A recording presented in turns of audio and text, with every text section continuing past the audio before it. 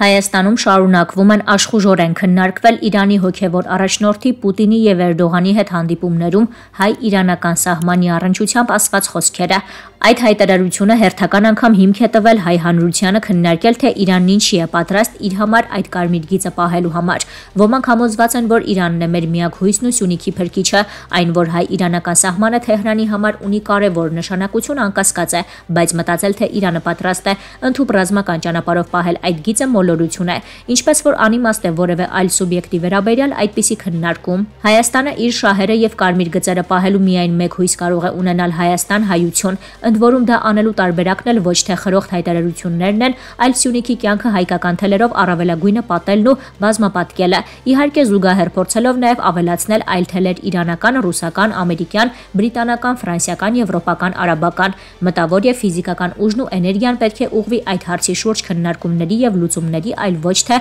որևէ արտաքին ուժի փրկիչ լինել-չլինելու մասին խոսակցությունների։ Թուրքիայի արտգործնախարարը անդրադառնալով Հայաստան-Թուրքիա հարաբերությունների կարգավորման գործընթացին ասել է, որ իրենք կոնկրետ քայլեր են ցանկանում տեսնել Հայաստանից։ Ինչ կոնկրետ քայլերի է սպասում Թուրքիան Հայաստանից։ Պատասխանելով հարցին թուրքագետ Ռուբեն Սաֆրաստյանն ասում է. Այնինչ ասել է Չավուշօղլուն, մաս է կազմում այն մարտավարության, որը Թուրքիան ընտրել է Հայաստանի հետ բանակցային գործընթացում, այսինքն օգտագործել հարաբերությունների կարգավորմանը միտված բանակցությունները, որպեսզի դրանց միջոցով ճնշում գործադրի Հայաստանի վրա, որ վերջինս էլ զիջումների գնա Ադրբեջանի հետ իր հարաբերություններում։ Խոսքն իհարկե այն խնդրի մասին է, որը փորձում է լուծել Ադրբեջանը, այն է հասնել նրան, որ Հայաստանը ճանաչի Արցախը Ադրբեջանի տարածքի մի մաս եւ նաեւ Զանգեզուրի միջանցքը։ Հիմա թուրքական դիվանագիտության հերթական փուլի ականատեսն ենք։ Թուրքերը ձևականորեն հայտարարում են, թե նախապայմաններ չունեն այս գործընթացում, բայց այս կարգի հայտարարությունները բացահայտում են նրանց իրական նպատակները։ Սա է թուրքական դիվանագիտությունը։ Այս երկրորդ փուլը, որի մասին ասել եմ, փոքր քայլերի փուլն է սկսվել,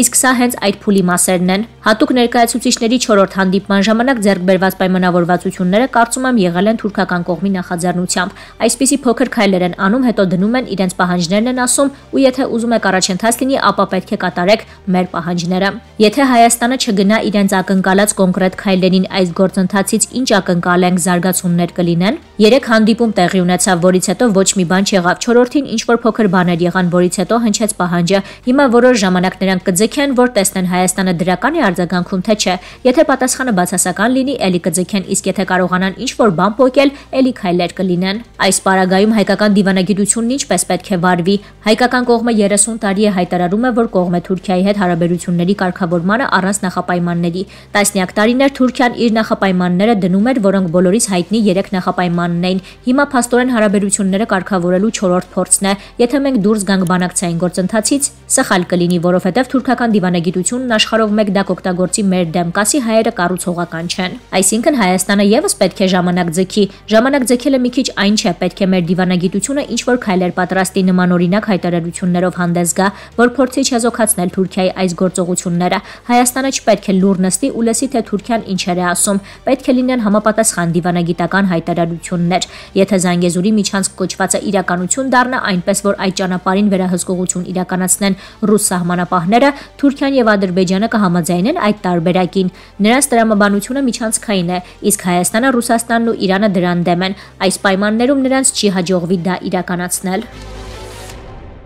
Հանցավոր ցանցերը ներգրավված են Ուկրաինայից Եվրամիության երկրներ զգալի քանակությամբ հրազենի եւ զինամթերքի մաքսանենգության մեջ։ Այս մասին ասվում է Եվրամիության խորհրդին ուղարկված գաղտնի զեկույցում, որը պատրաստել է Եվրոպական միության ոստիկանական ծառայությունը Եվրոպոլը հայտնում է։ Զեկույցը պարունակում է տեղեկություններ Ուկրաինայի պատերազմի հետևանքների եւ Եվրամիությանը սպառնացող ահաբեկչական սպառնալիքների մասին։ Ըստ այդ տվյալների իրավապահներին հայտնի են մի շարք դեպքեր, երբ անձինք փորձել են հրազենով հեռանալ Ուկրաինայից։ Ոստիկանական ծառայությունը նաև ենթադրում է, որ Եվրամիության հետ Ուկրաինայի սահմանի երկայնքով թաքստոցներ կան մաքսանենգությունը կազմակերպելու համար։ Մեծ թվով փախստականներ ընդունած երկրներում մտավախություն ունեն, որ փախստականներից ոմանք հրազեն են կրում։ Ոստիկանությունը նաև կասկածում է, որ որոշ ուկրաինացիներ զենք են բերել սահմանին վաճառելու կամ ապրանքների եւ ծառայությունների հետ փոխանակման համար։ Անգամ արձանագրվել են դեպքեր, երբ զենքով այսպես ասած վճարել են տաքսու ծառայությունների դիմաց Եվրոպոլի խոսնակ Յան Օբգեն Օրտը ասել է, որ սև շուկայում Ուկրաինայից հրազենի եւ ռազմական եվրոպական այլապրանքների առևտրի դեպքեր նույնպես գրանցվել են։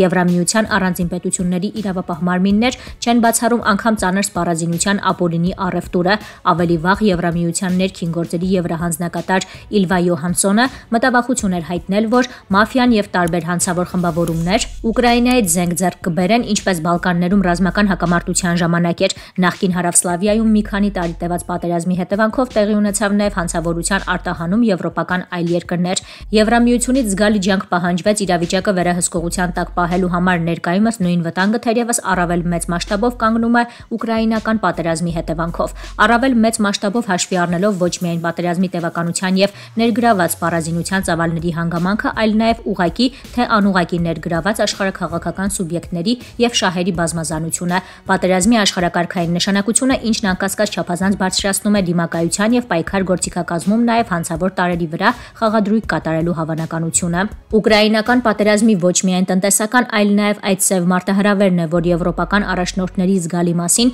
ստիպում է մտածել պատերազմը որքան հնարավոր է շուտ կանգնեցնելու մասին, թեև մյուս կողմից նկատելի է նաեւ, որ Եվրամիությունը թերևս վաղուց կորցրել է դա անելու վճռորոշ թելեր տնօրինելու հնարավորությունը։ Մինչդեռ խնդիրը մարտահրավեր է ոչ միայն Եվրամիության համար, այլ նաեւ գործնականում ողջ արդիական աշխարհի։ Լեհաստանի պաշտպանության նախարարը հայտարարել է տարածքային պաշտպանության նոր ստորաբաժանումների ստեղծման մասին, որոնք տեղակայվելու են ընդհուպ մայրաքաղաք Վարշավայում կարևոր օբյեկտների պաշտպանության նպատակով։ Տարածքային պաշտպանության ստորաբաժանումները կավելանան նաեւ Ուկրաինայի հետ սահմանին։ Ուկրաինական պատերազմին Լեհաստանի ներգրավվածության հնարավոր հեռանկարի մասին փորձագիտական տարբեր շրջանակներ վերջին շրջանում հաճախ են խոսում թե Արևմուտքում, թե Ռուսաստանում, ընդ որում դիտարկվող մոտիվները ունեն պատմաքաղաքական հիմքեր։ Աշխարհի մեծ վերաբաժանման գործընթացում Լեհաստանը գուցե դիտարկում է իր երբեմնի մեծագույն վերակերտման հնարավորությունը, իհարկե ԱՄՆ կամ բրիտանական աջակցությամբ, որը կարող է ունենալ նաեւ խորքային նպատակներ, ոչ միայն ընդդեմ Ռուսաստանի, ոչ միայն Չինաստանի հակազդման, այլ նաեւ Եվրոպայում գերմանա-ֆրանսիական առաջատարության չեզոքացման առումով։